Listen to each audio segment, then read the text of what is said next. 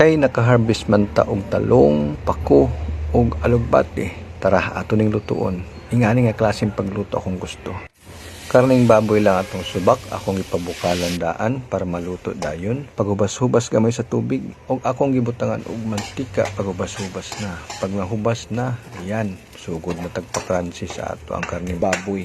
Kay daghan raman atong mantika gikan sa taba, ato nang gikuhaan ha.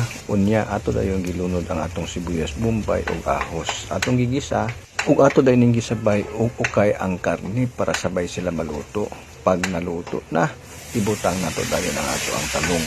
Kaning talong ha presko gyud siya. Bag-ong harvest ni gikan sa ato ang uma.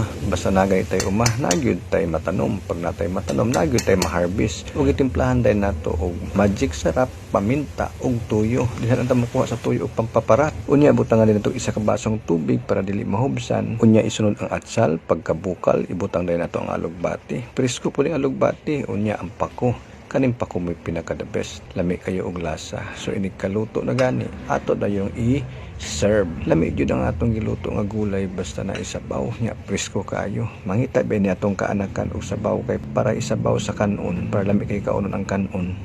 Perting lamia sa atong sudan, barato na, healthy pa. Tara, mga unata, diri gani sa kusina ni Jeron, busog ka sa kalami sa sudan.